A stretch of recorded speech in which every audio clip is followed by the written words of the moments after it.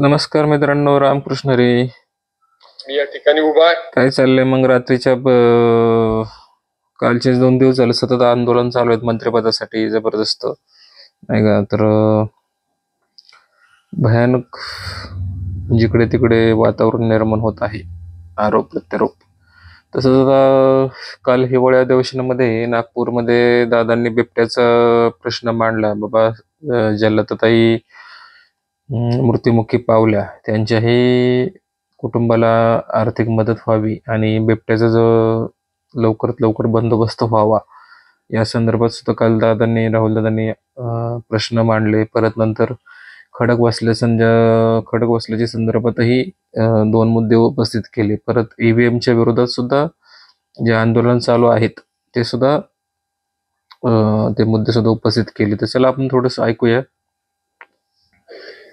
माझ्या आधीच्या सदस्यांनी उल्लेख केलेला एक विषयाचा मी आवर्जून उल्लेख करेल की देशातील सर्वाधिक बिबट प्रवण क्षेत्र म्हणून पुणे जिल्ह्यातील जुन्नर, आंबेगाव, शिरूर, दौंड या तालुक्यांचा समावेश असून या 4 तालुक्यामध्ये मिळून जवळपास 300 ते 400 बिबटे असल्याची माहिती ही वन विभागाकडून मिळते.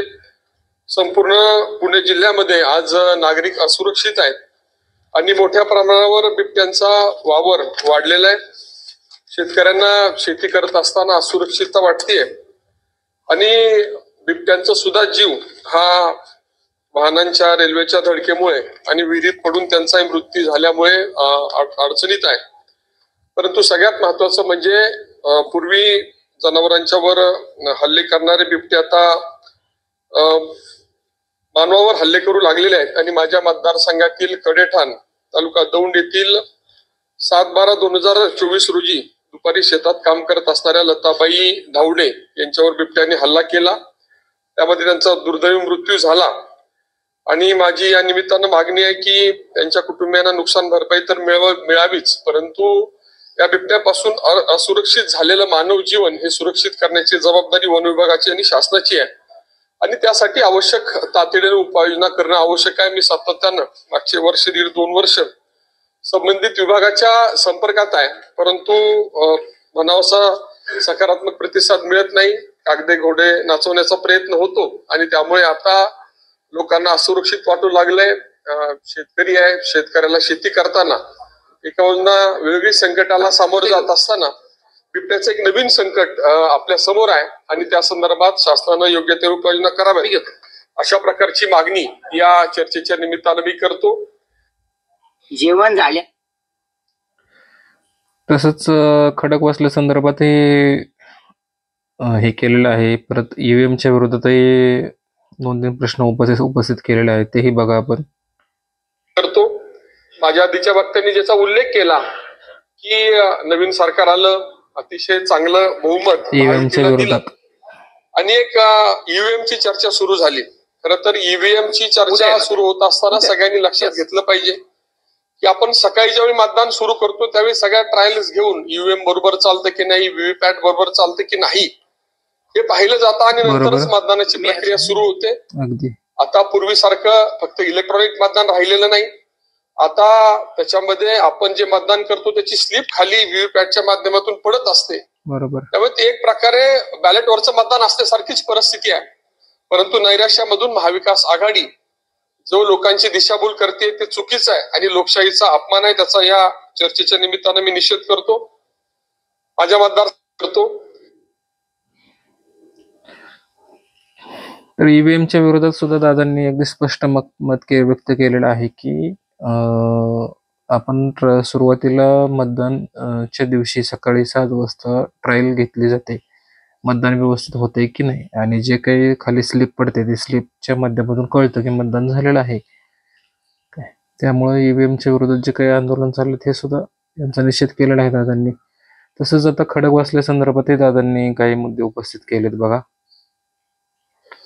माझ्या मतदारसंघामध्ये आणि संपूर्ण पुणे जिल्ह्यामध्ये पाण्यासंदर्भातल्या उपाययोजना या मागच्या सरकारनं केला. देवेंद्रजींनी जलसंपदा मंत्री म्हणून मागच्या 2.5 वर्षामध्ये चांगलं लक्ष घातलं आणि त्यामुळे माझ्या मतदारसंघातील बेबी कॅनॉल सारखा एक प्रकल्प ज्याची किंमत जवळपास 300 कोटी रुपये, तो अंतिम टप्प्यामध्ये एक मोठा धोरणात्मक निर्णय घेतला पुण्यामधून संपूर्ण शहरामधून हा खडकवासला कालवा जातो आणि त्या कालवा जर आपण भूमिगत केला तर खूप मोठ्या प्रमाणावर पाणी बचत होणार होती आणि काही हजार कोटी रुपयाची म्हणजे जवळपास 12 ते 14 हजार कोटी रुपयाची जमीन ही वेगवेगळ्या प्रकल्पासाठी उपलब्ध होणार होती आणि त्या संदर्भातली मागणी ही सभागृहात झाल्यानंतर त्याला सकारात्मक प्रतिसाद मान्य देवेंद्रजींनी दिला. त्या प्रकल्पाला मान्यता दिली. 2200 कोटी रुपयाची तरतूद झाली. प्रत्यक्षामध्ये काम सुरू होत आहे आणि हा अतिशय महत्वाचा प्रकल्प मार्गी लागल्यामुळे पुढच्या 2-3 वर्षांनंतर पाण्याची उपलब्धता ग्रामीण भागामध्ये सुद्धा राहील आणि शहर जे अतिक्रमित केलेलं शेतीचं पाणी आहे ते त्यांना पुढे परत देण्यामध्ये आपल्याला यश येईल. परंतु एवढं पुरेसं नाही तर पुढच्या काळामध्ये मुळशी धरणाचं जे पाणी आहे ते या भागामध्ये देण्यासंदर्भातली आमची मागणी होती. त्या संदर्भामध्ये समिती झाली. माझी या चर्चेच्या निमित्तानं मागणी आहे की त्या समितीचा अहवाल तातडीनं मान्य करून जवळपास पहिल्या टप्प्यामध्ये 7 ते 9 टीएमसी पाणी हे विपुलतेच्या खोऱ्याकडून हे तुटीच्या खोऱ्याकडे वळवणं शक्य आहे. म्हणजे जे पाणी समुद्रामध्ये वाहून जातं या पश्चिम महाराष्ट्रातील आणि मराठवाड्यातील भागामध्ये उपलब्ध होऊ शकतं आणि त्या संदर्भातली निर्णय शासनानं तातडीनं घ्यावा अशी या निमित्तानं माझी मागणी राहील. जानाई शिरसाई बंदनळीतून करावी आणि पुरंदर योजनेचा खुपटेवाडी फाटेची नवीन रचना करावी अशा प्रकारचा प्रकल्प मान्यतेच्या अंतिम टप्प्यामध्ये आहे. त्या संदर्भात सुद्धा तातडीने उपाययोजना कराव्यात अशा प्रकारची मागणी करत असताना शेतकऱ्यांचं सरकार आहे. मी शासनाचं विशेष आभार मानतो. वीज बिल माफ केलं, लाडकी बहीण सारखी योजना आणली आणि आता पुढची मागणी आमची सगळ्यांची निश्चितपणे राहणार आहे की पाण्याच्या बाबतीतली स्वयंपूर्णता शेतकऱ्यांची व्हावी म्हणून नदी जोड प्रकल्पातलं काम तातडीनं सुरू करावं. विशेषतः कृष्णा भीमा स्थिरीकरण हा अतिशय महत्वाकांक्षी प्रकल्प शासनाच्या विचाराधीन गेले कित्येक वर्ष आहे. पाण्यासंदर्भातली केलेली गुंतवणूक आणि तिच्या प्रमाणात मिळणारा परतावा याचा हिशोब केला तर आता पाण्याच्या सगळ्याच प्रकल्पाला तातडीनं शासनानं हाती घेणं आवश्यक आहे. कर्ज पाहिजे तर कर्ज घ्यावं, आपल्या अर्थसंकल्पामधून तरतूद करावी, परंतु नदी जोड प्रकल्पाला तातडीनं सुरुवात करावी अशा प्रकारची मागणी या नवीन सरकारला मी आपल्या माध्यमातून करतो. पुणे तर जवळपास तीन मुद्दे उपस्थित केलेले दादांनी आणि ईव्हीएमचा सगळ्यात जास्त महत्वाचा मुद्दा आहे की ईव्हीएमच्या विरोधात सध्या चर्चा चालू आहे की पण ईव्हीएमचा मुद्दा दादांनी क्लिअर केलेला आहे नक्कीच. तर काय वाटतं तुम्हाला बघा, सांगा आम्हाला कमेंट्समध्ये आणि सर्वप्रथम आपल्या चॅनलला सबस्क्राईब करा, लाईक करा, कमेंट करा, शेअर करा नक्कीच आणि सांगा. आणि आंदोलनाचं सांगा, आंदोलन काय केले पाहिजे का दौंड तालुक्यामध्ये सांगा लवकरात लवकर. बऱ्याचशा लोकांचे रिप्लाय येतात कमेंट्सवर.